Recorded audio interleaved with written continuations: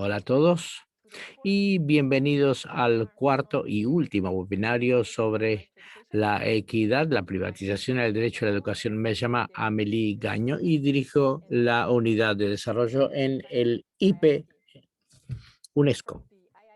Y desde las oficinas de París, Buenos Aires y Dakar, nosotros damos apoyo a los ministerios de educación de todo el mundo para fortalecer los procesos de planificación y de gestión y que la educación sea más equitable.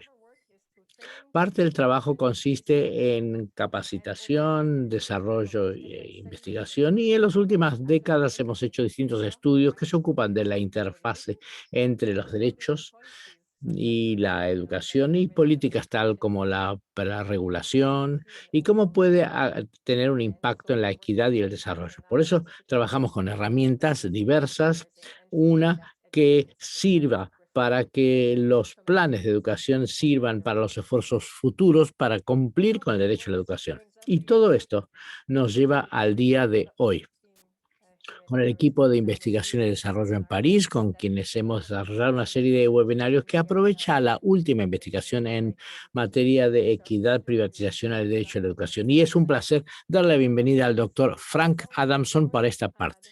Ya es el cuarto el semi-webinario y estamos muy contentos de tenerte con nosotros, Frank.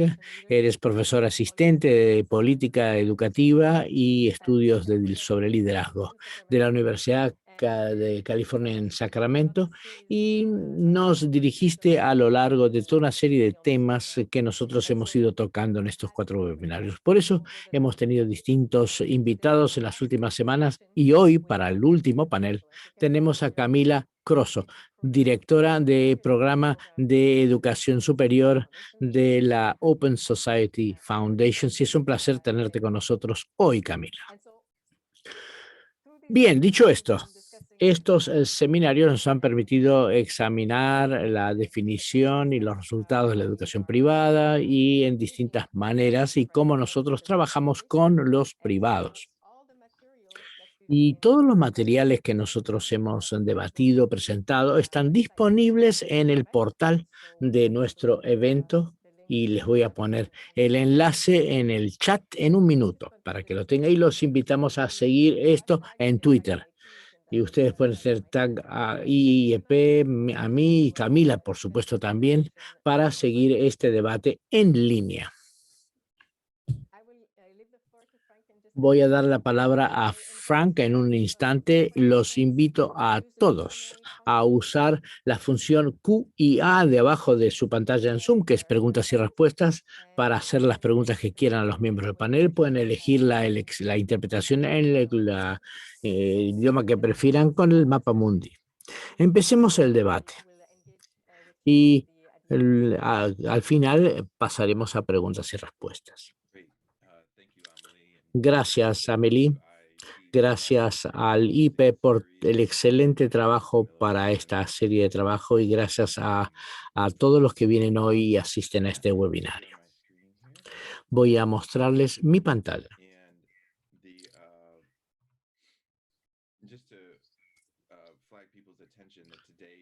Quiero llamar la atención de la gente para decirles que hoy vamos a hacer más bien un resumen y prepararnos más para una conversación que para una presentación, por lo cual, por favor, no duden en usar el chat y las preguntas y respuestas y darnos sus ideas y pensamientos para que las podamos incorporar. Hoy tenemos la presencia de Camila Crosso, que voy a presentar más en detalle en un minuto, pero Camila es la trayectoria con lo que hemos hecho primero una introducción, después comparando los enfoques y luego pasar a la educación como un derecho humano. Y voy a entrar en detalles para refrescar su memoria, para resumir y para los que no vieron los otros, que tengan, aunque sea un pantallazo, lo que venimos haciendo en los últimos 3 seminarios también. Los elementos clave. En el webinario 1 eran definiciones de educación, privatización, cómo sucede, cuáles son los caminos y luego la difusión, dónde y cómo. En el segundo, nos ocupamos de las pruebas en cuanto a calidad, logros, equidad y las distintas alternativas de políticas eran. Y en el tercero, hablamos del derecho a la educación y en particular, tal como consta en los principios de Abidjan, y nos fijamos en los caminos a seguir para su implementación. Para ir un poquito más en profundidad, los elementos clave de la definición de la privatización de educación vienen desde distintos investigadores que comprenden los elementos de financiación, es decir, si las familias o los gobiernos son los que pagan, cuáles son los elementos de gestión, quién verifica y supervisa los contenidos y lo que se entrega en los colegios, y estos tres, el último es la propiedad, quién es propiedad del capital. Y estos dan un sistema público-privado y la privatización aparece justamente cuando hay elementos públicos dentro de un contexto privado. ¿Y cómo se hace la privatización? ¿Cómo ocurre? Bueno, es un gráfico un tanto complejo que voy a tratar de explicar. Nosotros identificamos 5 caminos: el legado histórico, la catástrofe. El segundo es los sustitutos a la privatización. El tercero son las catástrofes. La ideología como cuarto, es decir, qué es lo que uno quiere, si es religioso u otro, si es decir, que la gente está un poco desamparada con las instituciones públicas, y finalmente los esfuerzos de modernización. Estos son los 5 caminos por los cuales ocurre la privatización, y los mecanismos son los que nosotros evocamos: escuelas privadas, charters, voucher, y ocurren en toda una serie de contextos y básicamente por la saturación, pero no es una lista exhaustiva las que les estoy presentando, de manera alguna. Luego presentamos el mapa de colores o de temperaturas, cómo ocurren las cosas a nivel mundial, para saber que estos datos son incompletos. Vale decir, no es una representación perfecta de lo que hemos examinado desde el punto de vista de las definiciones, porque hay sutilezas de diferencias, y con Tony pasamos, dice, ¿por qué está España roja? Bueno, tiene que ver con la forma en que el país informa lo que hace a nivel nacional. Pero sí nos da una noción de cómo son las cosas más o menos a nivel mundial, y en la infografía tenemos un pantallazo, y lamento que no tengamos más, porque lo podrían estar recibiendo en sus manos si lo hubiéramos impreso, pero en este momento debemos trabajar en línea, no nos queda otra, y tal vez se anote cuáles son los países que están más en riesgo por tener una población que está desamparada, digamos así. Luego nos fijamos en las formas en que se puede hacer algo distinto. Vimos los motores de políticas, las lógicas económicas y los mecanismos educativos. Y vimos un poquito cuáles son las inversiones y la privatización. Y vemos acá las diferencias en los distintos niveles. Y acá muestra cómo es el proceso de toma de decisiones en los sistemas públicos y privados, cómo ocurren y cuán distintos son, por qué ocurren desde el punto de vista de la lógica que lo sustenta. Desde el punto de vista de las pruebas, pasamos a las preocupaciones por el capital en juego, que era el tema principal, y yo ya les mostré cierta investigación realizada en Estados Unidos, donde vemos logros o diferencias de logros enormes por las escuelas charter, que son mejores que las públicas, pero luego nos fijamos en la población, los estudiantes de educación especial, y vemos que los públicos son completamente distintos, sobre todo para las poblaciones de educación especial, lo cual a veces la pregunta dice, ¿cómo son los resultados y cómo es el proceso de selección de los estudiantes? Y lo que vemos es que en muchos casos la idea fundamental de la competencia en un sistema escolar a través del mercado genera incentivos para seleccionar alumnos, con lo cual obviamente los resultados son mejores en un contexto de esa naturaleza. Luego Tony Berger nos habló del nivel mundial y presentó esta diapositiva tan poderosa sobre el metaanálisis y las diferencias computadas por los distintos tipos de programas. Y el hallazgo principal para mí es el impacto negativo en la parte de equidad. Pero acá es muy preocupante porque la educación pública acá varía mucho, que como todo el mundo sabe, es el objetivo principal de la ODS 4. Luego pasamos al derecho humano y el equilibrio dentro de la educación y nos pusimos a pensar en esta línea roja horizontal que es el umbral con los derechos humanos y tenemos la idea que mencionamos sobre la equidad y los resultados y cómo cerciorarnos que ninguno de estos derechos humanos caiga por debajo de esta línea roja que nosotros hemos fijado como margen. Hablamos de los principios de Abidjan, del proceso de desarrollo de los principios y luego pasamos revista a cómo era el andamiaje de estos principios, o sea, hay 97 principios en 6 ámbitos diferentes y estas son las 6 secciones distintas de los principios de Abidjan.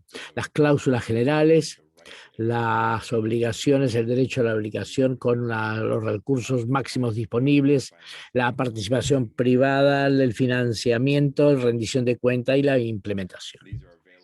Estos están disponibles obviamente en línea y solamente quiero estar seguro que todo el mundo tenga este link. El enlace están disponibles también acá, se lo vamos a mandar. Y quiero recordarles que nosotros también estamos publicando un libro que va a entrar en detalle de estos temas sobre los principios de Abidjan y algunos de los temas principales, tanto jurídicos como educativos. Eso se publicará en mayo de este año. Finalmente, parte de la formación de capacidades que nosotros necesitamos son las oportunidades de este tipo. Vale decir, que la gente se familiarice más con los principios de Abidjan y recuerden que el objetivo del webinario 3 era no dar un resultado global, que abarcativo, sino que cada uno sepa dónde ubicar el tema que le interesa dentro de los principios de Abidjan.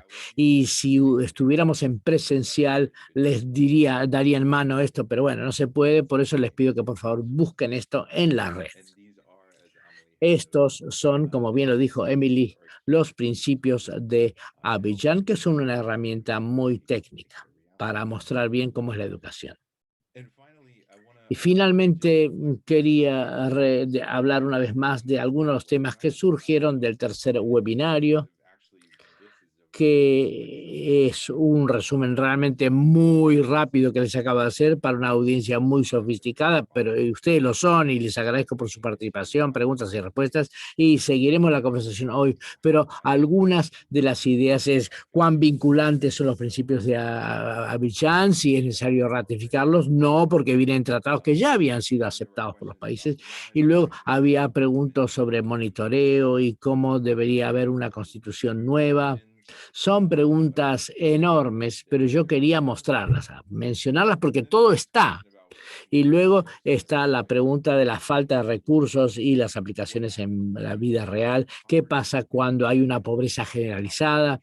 Y cómo se encara el tema con las políticas educativas. Y brevemente quiero decirles que parte del trabajo en Estados Unidos es exactamente eso, para medir qué haría falta para dar oportunidades educativas en el sistema escolar tal como está y qué se necesita para sacar las barreras sociales. Es un proceso, por supuesto, en curso, muy intensivo, muy riguroso y hace falta muchísimo trabajo para hacerlo. Finalmente, queremos decir que todo el mundo sabe que la privatización sigue siendo un tema sumamente complejo y que depende de las definiciones locales, las cuestiones de privado público y las empresas privadas. Y esperamos poder volver sobre el particular en el día de hoy. Sin más tardar, le voy a dar la palabra a Camila Crosso, directora del proceso de la Society Foundation. Se ocupó de CLADE, de la campaña latinoamericana del derecho a la educación, publicó temas sobre la financiación en materia de educación para una educación equitativa, estuvo en negociación, en fin, tiene un currículum impresionante que ustedes pueden acceder en línea también. Gracias, gracias Camila por estar. Y como dijo Frank, tienes un currículum impresionante en la sociedad civil y en las posiciones más políticas y estratégicas, con lo cual estamos muy interesados en saber cuál es tu perspectiva sobre el primer segmento de esta serie de 3 webinarios o 4 webinarios, sobre todo si tienes ideas para que puedan servir para otros niveles educativos más allá de la educación básica o primaria. Gracias por la presentación. Gracias a Lipe por haberme invitado y felicitaciones por organizar este foro, estos 4 webinarios. Me parece que es extremadamente pertinente y yo sé que ha estado muy bien presenciado por mucha gente importante. Gracias. Voy a tomarme 10 minutos para resaltar algunos temas importantes sobre el tema de la privatización y quería realmente marcar mi intervención centrándome en el fortalecimiento de los sistemas de educación pública. ¿Cuáles son los temas que permiten ayudarnos de donde seamos, cualquiera sea nuestra base previa, pero todos los que estamos preocupados por la puesta en práctica de la educación como un derecho humano fundamental, todos los que estamos preocupados y reconocemos el papel consecuente del Estado como garante de la educación. ¿Qué podemos hacer? ¿Dónde podemos colocar nuestro tiempo, nuestra energía, nuestras estrategias para garantizar que este derecho pase a ser un derecho universal y que se lo cumpla en todos lados, independientemente del lugar, persona, tiempo o, como dice Emily, o en qué nivel de educación estemos hablando? Pensando así, de la realización del derecho a la educación, ese es el punto de entrada al que yo quería llegar. Es decir, la importancia de concentrarse en el fortalecimiento de los sistemas de educación pública. Y acá sí quiero abrir un poquito el juego.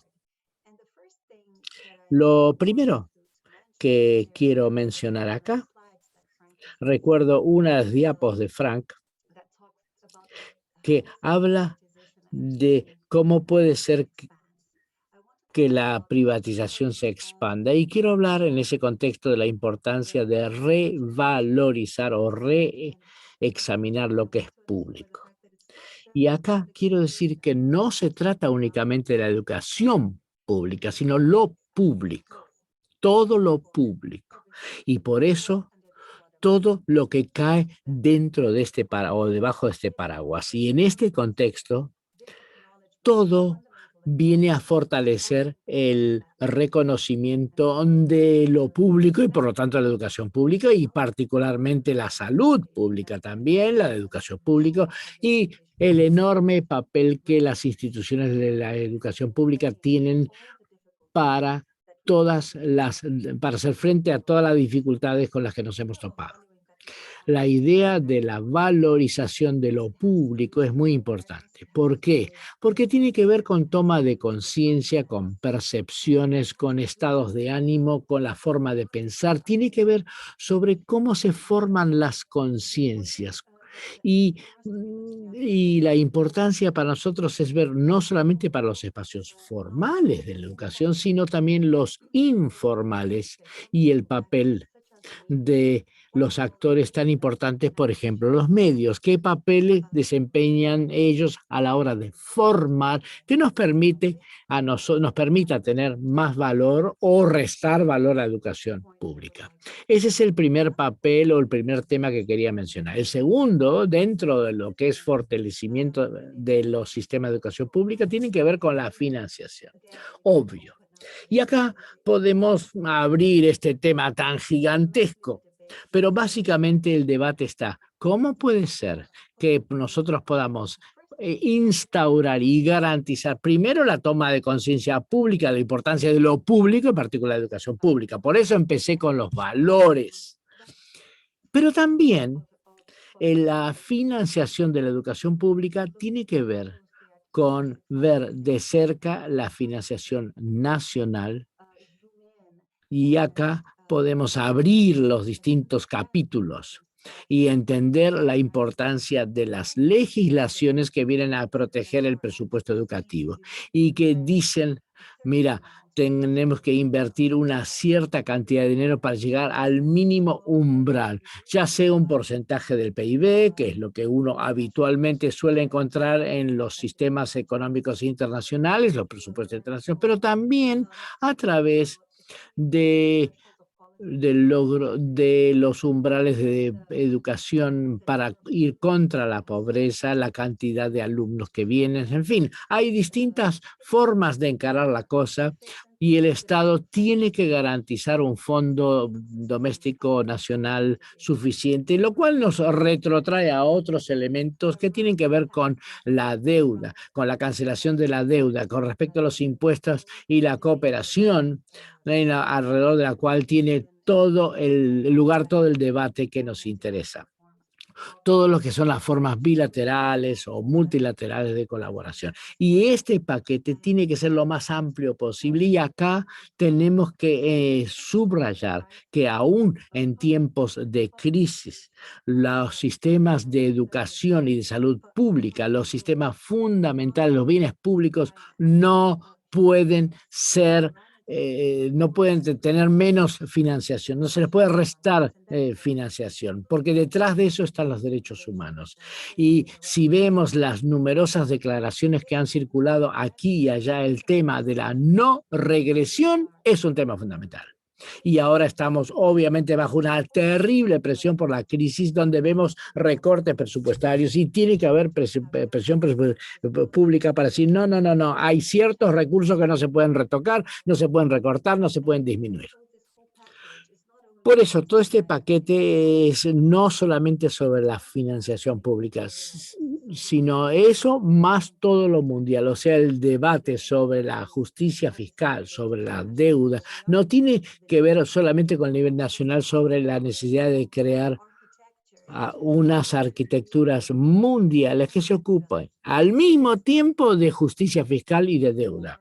Y ahora aparece obviamente el tema de la creación de un órgano de Naciones Unidas que pueda realmente ocuparse y promover la justicia fiscal, que esperamos que ocupe un lugar cada vez más prominente en el orden del día. Pero hay otros temas que también son importantes dentro de la noción del fortalecimiento de la educación pública. Y acá me quiero concentrar sobre la valorización de la profesión docente. No se puede tener un sistema de educación pública robusto o garantizar la equidad, o garantizar un enfoque holístico del aprendizaje, o el resultado de un enfoque pedagógico y educativo y que sea bueno y que responda al derecho a educación si no tenemos una valorización correcta de la profesión docente. Y acá quiero hablar de la profesión más allá del docente, toda la educación, porque son otros los profesionales que no son docentes, pero que también intervienen a la hora de definir la importancia de la educación en un sistema nacional. Ellos tienen que estar bien tratados. Mal se puede tener las condiciones de la profesión docentes y adláteres si no se tiene en cuenta la importancia de la realización del derecho a la educación con docentes mal pagos, con docentes bien valuados, bien valorizados. Eso significa la garantía también de las condiciones laborales, de los sueldos, como ya dije, pero cerciorarse de que haya una libertad académica que es muy, muy próxima al corazón de cada uno de los docentes y del mundo, que va más allá de la agenda mundial. Es decir, hablar cuál es la libertad académica, cuál es la autonomía de la enseñanza, que nosotros sabemos que ha estado en peligro. En otras palabras, la problemática de la privatización de la educación tiene un impacto directo en la profesión docente y, desgraciadamente, hay procesos de uberización de la docencia donde los docentes son vistos como teniendo que enseñar en distintos lugares y con procesos encriptados que nada tienen que ver con la educación, porque uno no está fomentando el pensamiento, uno no está fomentando la colectividad, uno no está fomentando la búsqueda, la investigación, la osadía, el cuestionamiento, nada de eso está fomentando. Por eso que esto tiene que estar embutido en la ecuación a la hora de pensar cómo entregar un sistema con fortalecimiento de la educación. Y otro elemento, y con esto termino, es el de la gobernanza tecnocrática de la educación pública. ¿Qué quiero decir? No podemos tener un sistema de educación pública robusto si uno no tiene los actores alrededor de la mesa y están los alumnos y estudiantes que habitualmente están totalmente ausentes de la toma de decisiones. Hay un adultocentrismo, por llamarlo de alguna manera, que hace que los alumnos nada tienen que ver, no se sientan, nadie les pregunta, ni se quiere saber lo que quieren y se desconoce lo que ellos mismos son capaces de hacer. Hay una distancia impuesta. Decidirlo así es no conocer el potencial de los alumnos. Por eso los alumnos deben estar en la mesa de las negociaciones, tienen que estar en la toma de decisiones, y esa gobernanza democrática es la piedra angular de todo el sistema, porque cuando hablamos de valorar lo público, partimos del principio que la toma de decisiones se hace a través de un proceso que reconoce el debate público y que aprovecha todo lo que piensan los demás, y que está basado en el fomento del pensamiento ajeno y todo lo colectivo. Eso hace que lo que se entrega pasa a ser el resultado de todo lo que se ha dicho, por lo cual pasa a ser un elemento fundamental de la educación pública, el proceso de toma de decisiones globalizado donde participan todas sus partes, de A a Z. Y para terminar, perdóneme, el derecho a la educación no es algo que tiene que ver con la edad. Ningún derecho humano tiene que ver con la edad. Un derecho es un derecho. Es ajeno a la edad. Es inherente a la condición humana. Por eso, los sistemas deben completar o tomar en cuenta el derecho a la educación desde la infancia hasta la educación superior, y esperemos tener una conferencia sobre la educación, digamos, superior, donde se entienda que el derecho a la educación no se termina en una edad y que todo el mundo pueda efectivamente acceder a una educación completa. Como latinoamericana, como brasileña, puedo decirles que las conferencias regionales de la educación superior que hemos tenido en América Latina han sido sumamente elementales, muy importantes, porque claramente han mostrado cómo es la educación superior como parte del universo de la educación pública inherente a la que todo el mundo tiene derecho. En fin, es mucho más lo que querría decirles sobre gobernanza y rendición de cuentas, pero bueno, no me da el tiempo y lo dejo para el debate que habremos de tener en unos minutos. Gracias, Camila. Esto es tan profundo lo que dijiste, no sé ni por dónde empezar. Me parece que voy a tener que volver a ver la grabación porque son tantos los elementos. Creo que lo que vemos es que todo está conectado. No podemos tener un debate democrático si no están todos los elementos metidos a través de los medios, la educación, la privatización, la comunidad en su conjunto. es muy, muy positivo y espero que dispondremos del tiempo necesario para ocuparnos del tema de la gobernanza. Hubo un comentario muy interesante en las preguntas y respuestas, que resalta la tensión existente entre calidad y equidad, porque si no es equitativa, no se puede hablar de calidad. Porque si te cortas, te separas completamente de la población, que sean los marginalizados u otros, aun cuando la educación sea de buena calidad, no es equitativa. Tal vez, Frank, que quieras agregar algo sobre estas disparidades, niveles de recursos, no necesariamente son los mismos por geografía, por niveles educativos u otros parámetros, y las distintas formas en que los estados se ocupan de hacer frente a este sector tan complejo que nos ocupa. Sí, claro, claro, dice Frank. Sí, creo que el comentario de Jules es muy importante. Y sobre esta nota, estamos trabajando con el IPE para traducir los principios de Abidjan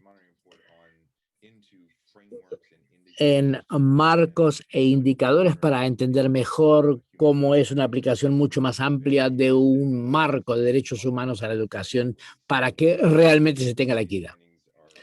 Los hallazgos de Tony son extraordinarios. Tenemos una perspectiva tradicional que dice que el logro define la calidad y en sí mismo es anacrónico. Nos estamos apartando de eso. Entonces la pregunta surge, ¿cómo se hace para apartarse de eso de una manera profunda que tome en cuenta los principios de Abidjan y la totalidad de los derechos a la educación? Y ese trabajo está absolutamente en curso y lo estamos haciendo con muchísima seriedad en muchísimas instituciones.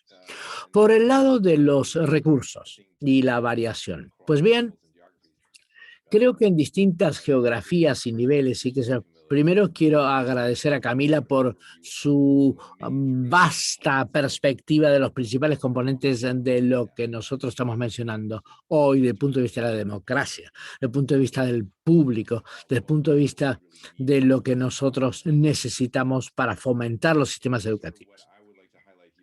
Lo que quisiera yo recalcar acá, si me permiten, no son exactamente los mismos desafíos los que encontramos en distintos lados. En algunos lugares tenemos escuelas privadas en África que no son las mismas en América Latina. Eso se lo dejo a Camila, obviamente, pero ustedes verán que estos temas aparecen de escuelas de copiado, digamos así, en Asia. O sea, entramos el tema de política, pero para volver sobre las escuelas shadow, las escuelas que siguen. No hemos hablado de esto realmente, pero es otro ámbito de participación de los actores privados. Y esto puede de alguna manera sacar los mejores docentes de las escuelas porque se van a trabajar en otras escuelas, más plata, en estas escuelas shadow de doblaje, digamos así. Y esto vuelve al tema de Camila sobre la inversión en los docentes y mantenerlos en las aulas donde tienen que estar. De lo contrario, uno está fomentando la inequidad y la falta de fondos, que nos vuelve al tema de la investigación. Y no voy a repetir, pero la cuestión nacional y de financiación que mencionó Camila es absolutamente esencial. No para hacerlo muy complejo, pero hay temas clave que deben ser contemplados. Y creo que una de las cosas desde el punto de vista de la comparación que estábamos buscando, desde el punto de vista de la privatización con respecto a la inversión pública. Una de las cosas, decía, que vimos en Suecia y Finlandia es que los resultados PISA, sobre todo en Finlandia, han bajado un poquito. ¿Por qué? Bueno, la pregunta es, ¿hay que ver hacia del este por los resultados de ellos que sí son altos?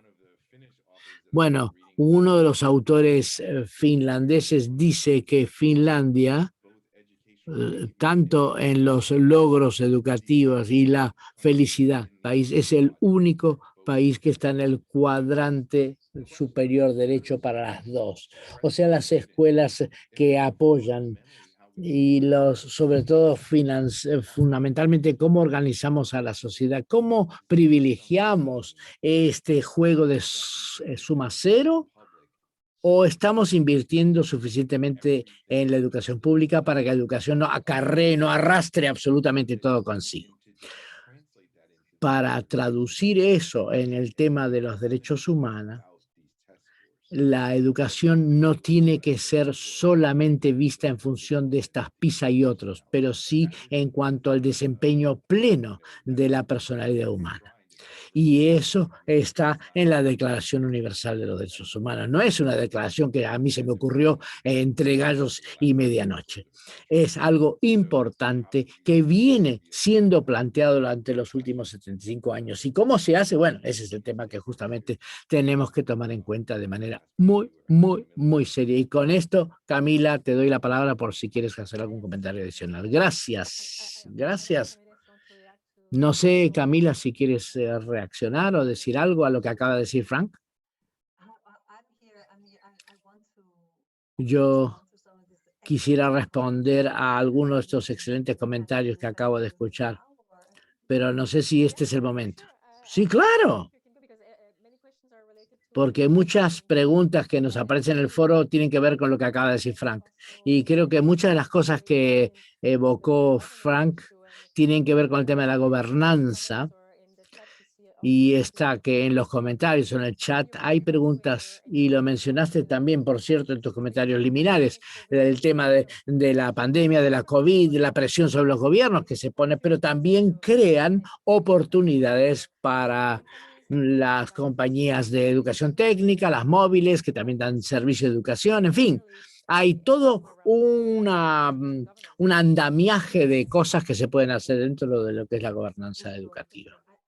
Gracias, dice Camila. Creo que hay algunos comentarios que se imponen en el chat que hablan del tema del capitalismo desastroso y qué es lo que está en curso como terreno, como un ejemplo radical de todo esto. El capitalismo de desastre no está involucrado a nivel mundial. Es algo que ha sido debatido, como lo dijo el colega del chat, por ejemplo, en algunos casos como Haití u otros, pero en realidad lo que uno ve en el contexto de las múltiples crisis, incluso antes de la crisis de la COVID, hay una narrativa muy arraigada de las crisis de la educación que dice que el concepto de la crisis forma parte del vocabulario, que está, que se ha quedado y vino para quedarse en la Agenda Mundial de Educación, que viene a favorecer, si me permiten decirlo, la lógica del capitalismo desastre. Y nosotros vemos ese escenario en varios casos de que las crisis, ya sea que vengan de la crisis en sí o de las catástrofes naturales, de las guerras u otras, que en tal caso están dando lugar a la lógica del capitalismo de desastre y que nosotros debemos tener plena conciencia de ello y anticipar la problemática y tratar de resolverla lo antes posible. El contexto actual puede volcarse a cualquiera de los lados. Hay un contexto de ese desastre, hay un contexto de la tecnología que viene a intervenir, que tiene que ver con el desmantelamiento de parte del sistema educativo, pero sobre todo tiene un impacto directo en la profesión docente. ¿Por qué?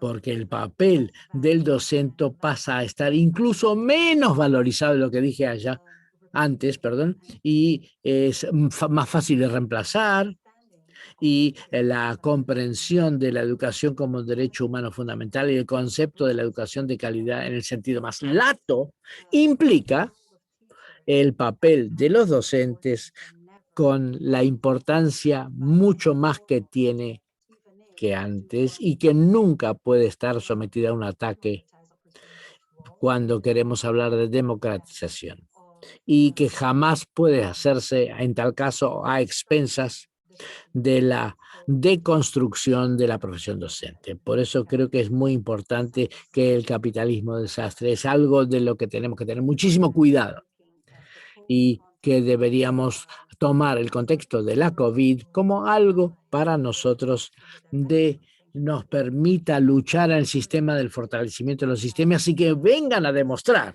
la importancia de tener una educación robusta, sólida, pública y también para la salud, obviamente, y otros sistemas públicos. Quería también mencionar dos cosas más. Mi definición del derecho a la educación de calidad, por supuesto, toma en consideración la equidad. Tal vez no quedó tan explícito cuando lo dije, pero en tal caso para mí es absolutamente esencial. No se puede hablar de equidad, de la educación sin hablar de equidad. Y para mí forma parte de la calidad. Para mí, mi línea directriz es el derecho a la educación. Y creo que hay que separar la educación de calidad, pero no o sea, la calidad de educación y la equidad son inseparables y nunca podemos hablar de resultados a expensas de la universalización de la educación, por ejemplo. Yo tengo muchas preocupaciones y en las negociaciones del ODS 4, los colegas que han seguido de cerca las negociaciones saben hasta qué punto tuvimos una verdadera batalla campal para no tener un enfoque reduccionista, y sino que por el contrario tuviéramos una perspectiva mucho más holística en cuanto a la perspectiva de calidad y de equidad, de inclusión, que todo ello forma parte de la narrativa, del discurso del objetivo número 4, del ODS 4. Y en el título hubo mucha lucha para que la noción de la equidad, la inclusión y la calidad formen parte del mismo objetivo de desarrollo sostenible 4. Y respondiendo a esta noción presentada, que viene desde la perspectiva jurídica, es cierto que el derecho a la educación tiene un relato distinto si uno se fija en las convenciones internacionales. El relato difiere cuando uno habla de la educación obligatoria, comparada con la no obligatoria. No quita que sabemos que estas mismas normas internacionales hablan de la realización paulatina de la educación libre, por ejemplo, en todos sus niveles, y que hay distintos países como el mío, Brasil, donde aún la educación no obligatoria obligatoriamente tiene que ser libre si es pública, que es el caso de la educación superior, por ejemplo, y o técnica en algunos ámbitos. Si uno se fija en algunas de las resoluciones que hemos mencionado, las resoluciones regionales sobre educación superior, pues bien, la educación superior forma parte de dos derechos. Por eso tenemos que ser sumamente cautos y no permitir que haya ninguna forma de regresión. Pero si podemos avanzar para consolidar esta noción del derecho a la educación en todos sus ámbitos como un derecho humano, podremos, para mí, consolidar el conjunto de los elementos que hacen a la calidad de la educación y a la lucha por la realización de la educación pública. Muchísimas gracias. Gracias, Frank. Sí, agradezco muchísimo tener un público tan comprometido, porque me hablaron antes de que yo lo mencionara el capitalismo desastre, pero creo que es un tema sumamente importante, que lo que nosotros vemos es la oportunidad mundial de que haya un modelo que permita renovar lo que teníamos antes. No se trata de un fenómeno de aumento paulatino y longitudinal, sino que es la doctrina shock, que viene a romper y a recuperar o reponer el sistema anterior. Lo hablamos en Nueva Orleans, en Puerto Rico, en Chile. En Chile lo hemos visto también a nivel nacional, debido a la dictadura. Y ahora estamos en una pandemia mundial donde las oportunidades se presentan por sí solas en el mundo entero, por lo cual hay elementos clave que deben ser retomados. La noción de suplemento, pero no reemplazo, donde todos necesitamos tecnología para la educación para poder comunicarnos entre nosotros porque lo presencial es peligroso. Pero ¿acaso significa que hay sistemas educativos que tendrían que ser dependientes de la tecnología o basados en tecnología? No, tenemos que tener docentes en las clases que avancen. Estamos en una emergencia, cierto es, pero no es la situación que nosotros esperamos que siga de acá en más. Por eso, al mismo tiempo, se me ocurre que estamos utilizando tecnología, cierto, tiene su lugar. Por eso digo, es un suplemento, no un reemplazo. Hay una necesidad masiva para que los docentes tengan un contacto humano de uno a uno, presencial, personal, cara a cara. Y creo que es importante recalcar, y estoy viendo el informe de la UNESCO, ayer lo estaba viendo, mejor dicho, sobre la respuesta ante la COVID, y estaba hablando con mi mujer. Esta es una oportunidad mundial para volver a pensar lo que estamos haciendo y pasa a ser casi un requisito obligatorio. ¿Por qué? Para citar el informe de la UNESCO, a pesar de las grandes dificultades de esta crisis, la situación también permite volver a pensar el objetivo general de la educación. Eso dice la UNESCO.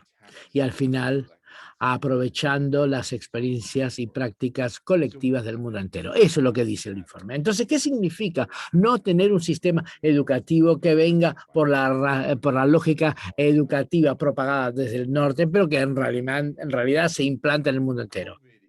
La COVID es, esperamos, un tema de muy corto plazo. También tenemos un problema de cambios climáticos de la sociedad con el cual nos topamos y que tenemos que resolver y no, tenemos que preparar a nuestros alumnos. Y ese es el papel de la educación, para hacer frente a las dificultades del siglo XXI. Y no quiero decir cómo aprender a cambiar el clima, sino cómo vivir apropiadamente nuestro planeta. Y ese es un requisito fundamental, por lo cual es una oportunidad. Ya sea podemos seguir el rumbo de lo que está pasando y permitir que toda la tecnificación de nuestro sistema educativo nos gane, y donde le sacamos al docente el papel del currículum que le corresponde en función de los programas educativos a través de las tablets, o podemos volver a pensar en la relación entre nosotros, la sociedad, la estructura política del planeta y los alumnos, para así poder lograr que nuestros alumnos estén listos para hacer frente a las dificultades con las que se van a topar. Y quería citar a Martin Carnoy, porque estábamos presentando las reformas de la política educativa, no me acuerdo exactamente la ciudad, pero dijo, Martin tiene hace un paréntesis y habla un comentario muy profundo. Dice, esta cuestión del neoliberalismo es una distracción. El trabajo profundo de bien educar a la gente es un trabajo muy duro, muy arduo, por lo cual mi comentario rige para todos, para que aceptemos el reto del trabajo difícil para educar bien y no dejémonos despistar, digamos así, por un sistema a sustituto donde permitimos que existan los sistemas primarios que no son los básicos que siempre nos han acompañado y que nos están reemplazando en el interés público por dándole el papel a los accionistas, digamos así. Y cómo no permitir que eso defina el relato de lo que nosotros hacemos para organizar nuestros sistemas. Y hay ejemplos de cómo se hicieron modelos exitosos. Sé que las presiones son fuertes, que la plata es un elemento muy grande. Hablamos de una educación pública de 5 billones de dólares y es mucha plata. Por eso, al mismo tiempo, hay que pensar lo que está en juego para nuestros estudiantes y, por qué no decirlo, para el planeta. Quería meterlo eso en el contexto de la COVID, pero quería expandir y aprovechar lo que hace la UNESCO y su declaración de la UNESCO, porque si nosotros queremos aprovechar esa oportunidad, tiene consecuencias sobre lo que hacemos en el día a día. Gracias. Es un debate sumamente enriquecedor y no sé cómo organizarlo, cómo hacemos, cómo ponemos en marcha algo que nos sirva. Cuando preparamos este último webinario hablamos de los distintos actores que tienen que ver, cuáles son las partes interesadas, cuáles son las opciones de política que tenemos. Pero creo que volviendo a lo que se dijo y lo que se dijo Camila, hay, ¿cómo decirlo?, dinámicas históricas de poderes en la educación y como dijiste lo de la UNESCO, es no solamente cómo pensamos en la educación, sino la dinámica de poder, las partes interesadas, cómo podemos pensar en la educación y en lo que realmente puede ser y no solamente lo que fue. Veo que hay otras preguntas y comentarios, pero también veo que el tiempo pasa. No sé si Camila y Frank quieren tomar la palabra tal vez para redondear algunos comentarios finales, en fin, conclusiones sobre algunos pasos a seguir de acá en más, porque estamos entre planificadores, gerentes de los ministerios de educación. ¿Qué podemos hacer primero?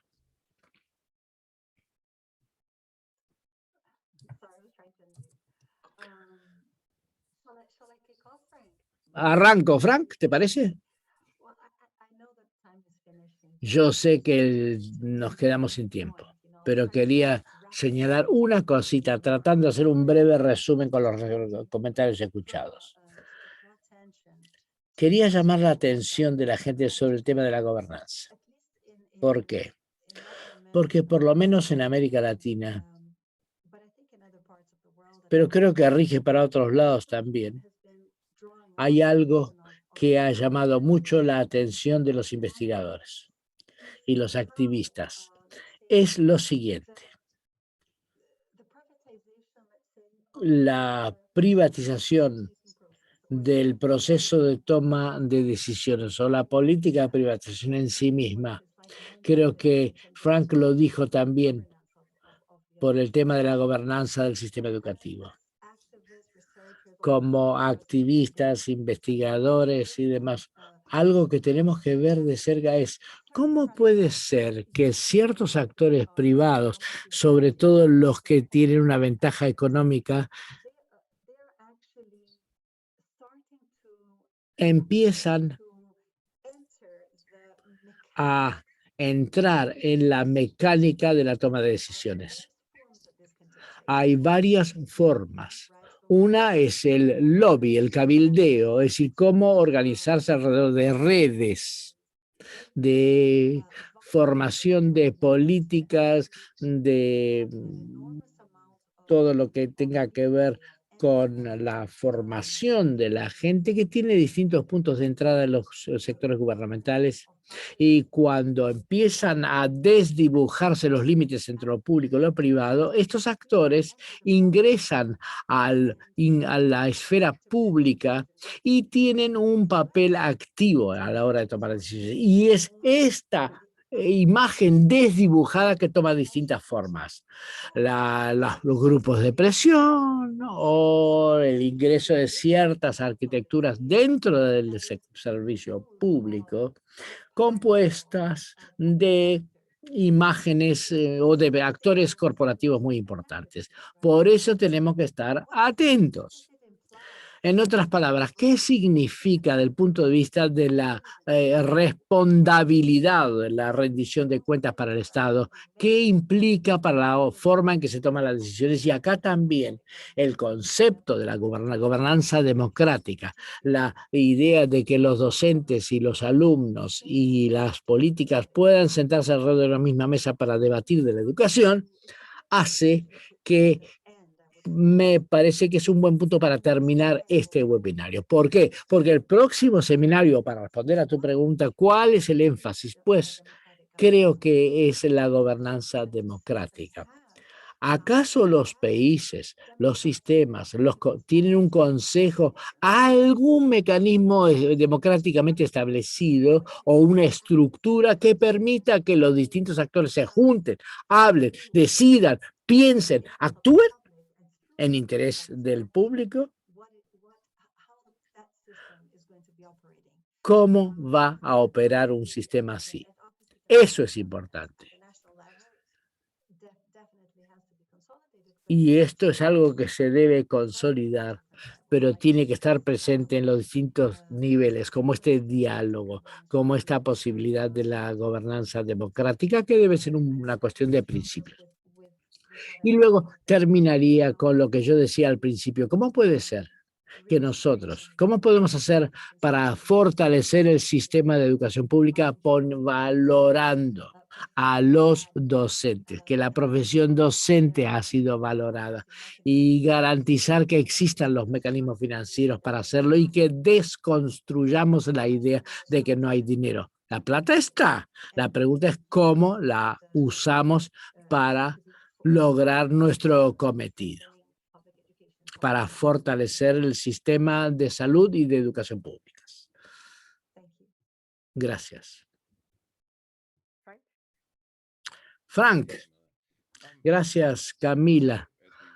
Bueno, a la hora de cerrar esta serie de 4 webinarios, creo hay que hablar de los temas más candentes. Y voy a hablar de la respuesta ante la COVID, o el documento de respuesta ante la COVID que mencioné antes, en el centro.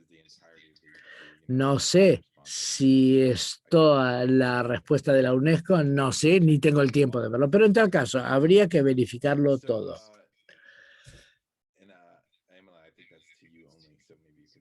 Emily, Amelie, es para ti sola esta, tal vez lo puedas divulgar o no.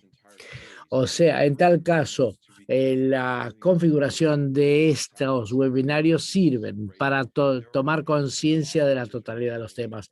Hubo mucha investigación, mucho pensamiento, mucho trabajo y cada cual opera sobre un sistema de disponibilidad asimétrica de la información, de manera que la gente no entiende el fenómeno de la privatización, por lo menos algunos, otros no saben qué es el derecho a la educación o en tal caso qué significa y los principios de Abidjan lo mismo.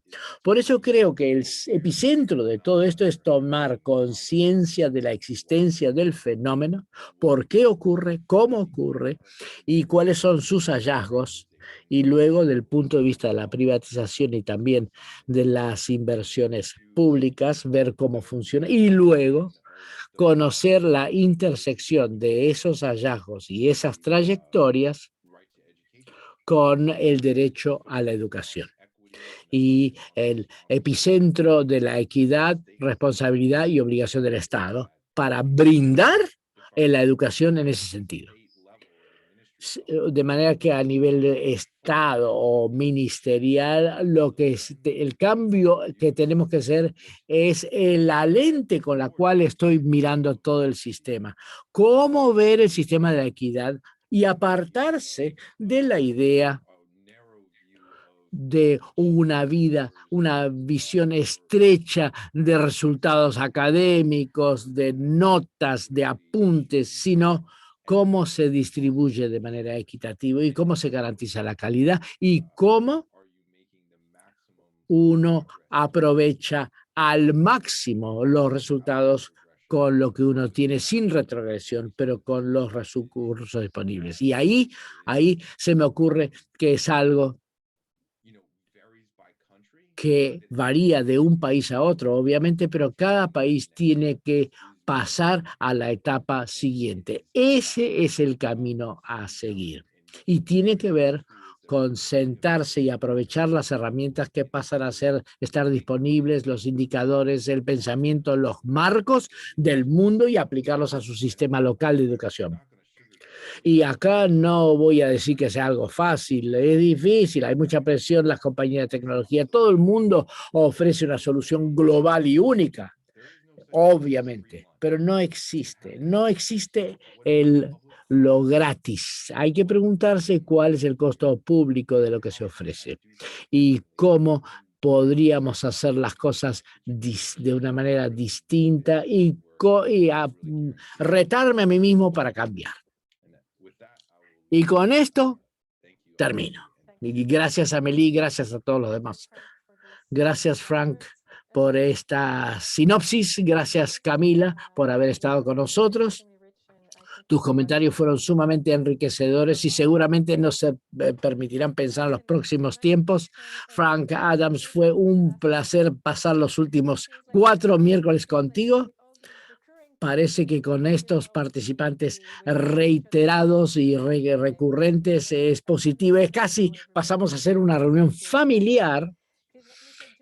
Quiero tomar unos minutos para agradecer a Camila, por supuesto, a la Fundación, por habernos permitido no solamente de invitar a Camila, sino a ver la interpretación. Gracias a los intérpretes por haber estado con nosotros y gracias a los 193 participantes a los que llegamos hoy y gracias a todos los colegas que participaron para que esto fuera posible a nivel semanal.